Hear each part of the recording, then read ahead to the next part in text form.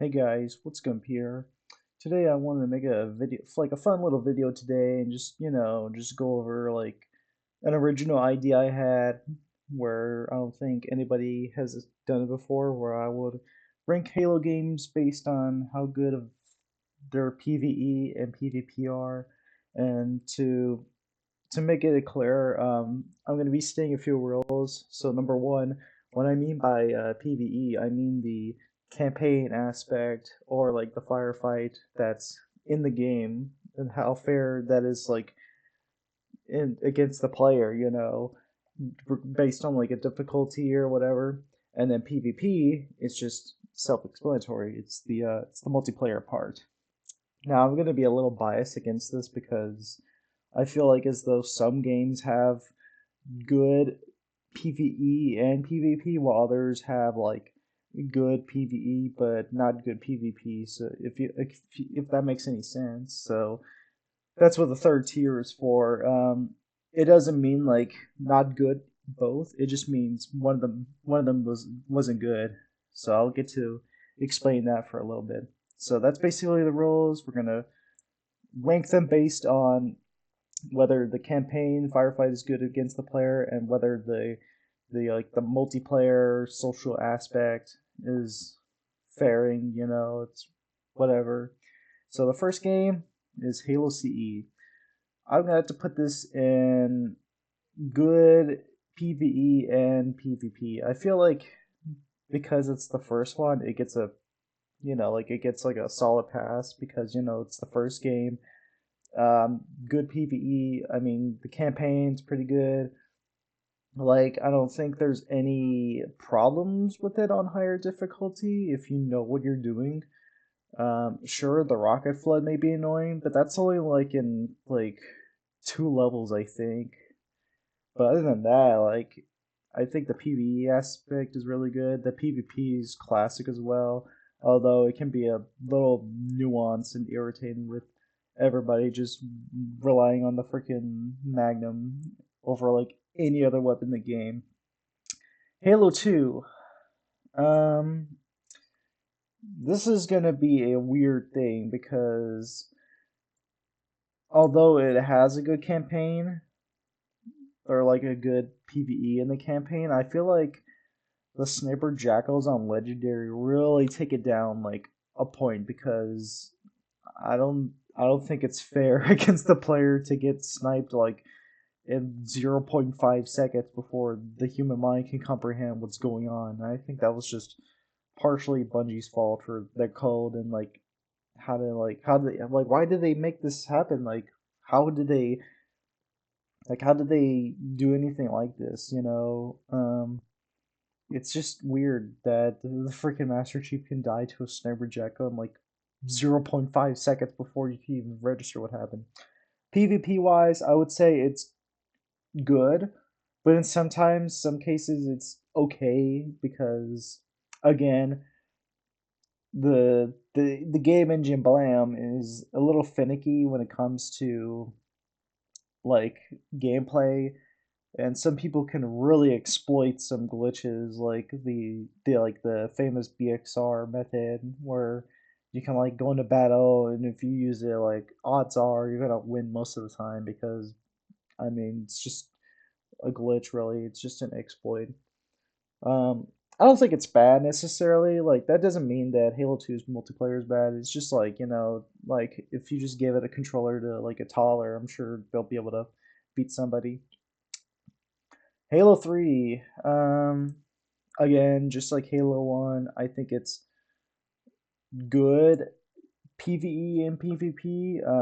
My only little discretion is for multiplayer. I feel like as though everybody is a sweat in this game because I played a few matches with Sergeant Blair TV on his like stream like a few days ago. We played one match of Halo 3 BTB and we were like almost getting shredded by like these freaking nerds like using only the BR, and that like I feel like that weapon sandbox is just like on the thin line of breaking, because it's just It's just there. Like, why would you pick any other weapon besides the BR? I mean, it's that.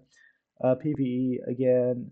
I don't think it's necessarily as bad as Halo 2's higher difficulty levels. Sure, the flood may be annoying, but if you have like a power weapon or a shotgun or any of that, I think you should be fine. Honestly, it just really depends on the circumstances. Halo Wars.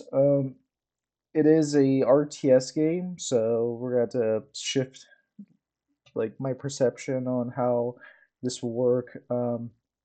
Like how does the AI fare against the player? On hard difficulties, it is brutal. The AI will almost try to outplay you like several dozens of times, and in multiplayer matches, I've never played like a single online game against anybody on Halo Wars. Like, sure, what I did with my buddies, but I usually play against bots or like AI. It's okay, so I'm gonna put it here. Halo 3 ODST. This is the only Halo game where it is solely PVE, and you know what? I'm gonna give it that. It's really good. Really enough, on Lasso difficulty, this is like the easiest Halo game on Lasso for some reason, even though you're like a inferior soldier than a Spartan, but somehow it still manages to work. Oh boy, Halo Reach. Okay, so this is gonna be a hear me out moment. I don't think it has a good PvP, and I'm gonna get into that for a second. PvE, it's really good. Better firefight, it's really good. Like honestly, on higher difficulties, yeah, some moments can be BS. Like when a elite melees you for like again 0.5 seconds. Again, there's like that legendary like unfair curve ball of the player that they can't do absolutely nothing about it. I don't think it's as really as bad as it is on legendary compared to Halo 2, but again, the sole focus of this is just not good PvP, and here's why. I think the reason why the PvP is not good in my terms is because of the DMR. Again, like the BR and Halo 2 and 3, everyone's going to use a precision weapon over any other weapon, and it's so annoying. It's a nuance. I think it's overused. Like, sure, it can turn the tide of a battle, but again, like, if anyone's like me and they've been playing, like, Reach BTB for the past like several years, you know how sweaty it could also get in Halo Reach from these like try hard like MLG pro players, and honestly, I don't think it's fair. It just takes the fun out of the game. Like honestly, like the whole weapon bloom is just really bad in general in video games, and I feel like because that method was in the game, it really takes it down a few couple of points. Halo 4, Legendary Promethean Knights will absolutely shred you. It's not as bad as the Covenant. I can say from experiences playing Spartan Ops solo and Legendary, it's alright, so I'm going to give that an okay PvE. However, I think the PvP is better than Halo Reaches. You know why? Because I think it's more flexible, it's more easy to grasp at. I know people are going to say it's like a Call of Duty clone. It is not a Call of Duty clone. Despite the fact that there's merely coincidences that, like, with the loadouts and everything and the Spartan Ops abilities, like, I honestly think that if you gave this game to a, like, casual player, I'd say they would enjoy a lot more fun out of it than Halo Reach, which is like amazing and astounding to hear because normally like your skills don't transfer from like one game to another very well, but I think in this case for Halo 4 it is. Um Spartan Assault Strike, I mean, I haven't played both of them, so we're just gonna leave them out here. Halo 5, I'd say it's I'd say it's okay. Just to please the audience, because I know there's going to be a few Halo 5 haters out there, but um, In terms of PVE, the Warzone firefight is really amazing. It's addicting. I love it.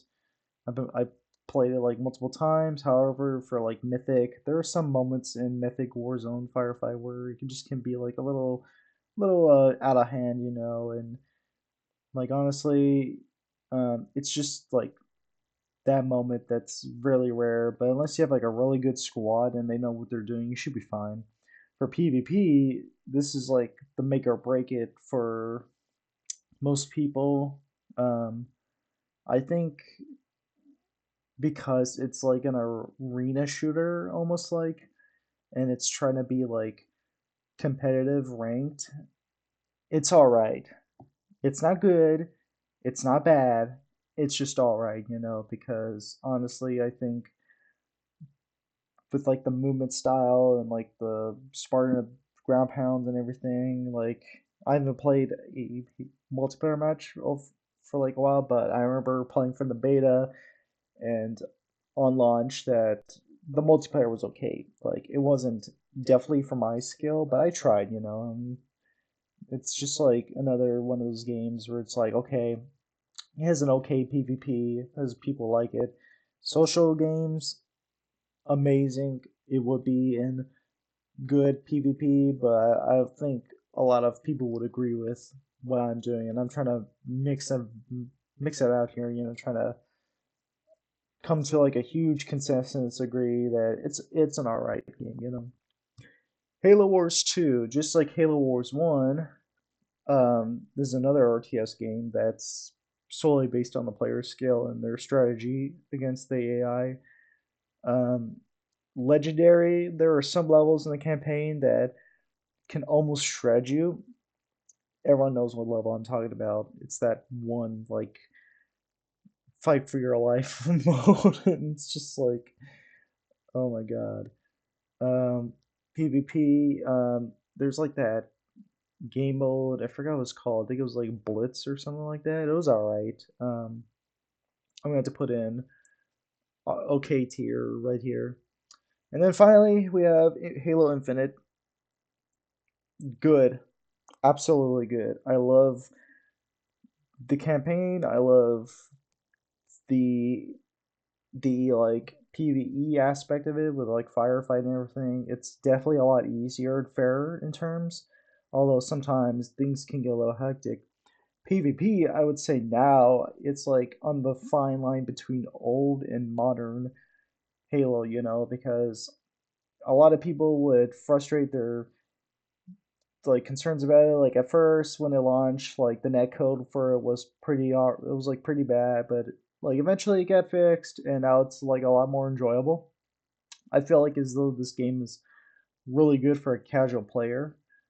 Like again, if you just give it to like a Call of Duty fanboy or whatever and tell them to play it, I'm sure they'd probably have a good time with it as long as they don't mind like the huge skill gap, and the skill based matchmaking can sometimes kind of ruin everything. But honestly, I think it's really adaptable. It's flexible. It's really easy to get into. It's nothing too sweaty or competitive like to train your brain to play it like Halo 5.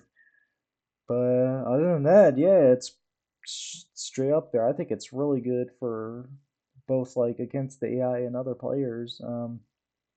Social games wise, it's pretty high as there people are still making like these really cool modes and like in the community games browsers. Um, but yeah, that's about it. I just wanted to get this video out of the way because I thought it'd be fun. I thought it'd be a lot cool to like dissect it at like a from another angle based on like the campaign and like the multiplayer aspect sides. Um, Although I should have said for Halo 5 that its campaign is pretty mediocre, but honestly, I was just looking at it from a PV like perspective, not like as a story wise. But yeah, if you enjoy the video, make sure to give it a like, comment on it, subscribe, share it with your friends. Let me know below what you think is your ranking of Halo games based on how good the PvE and PvP is. And other than that, I'll be making more videos in the future as I can and keep up the good work. Thanks, guys. This is Woodscamp, and I'll see you out. Peace.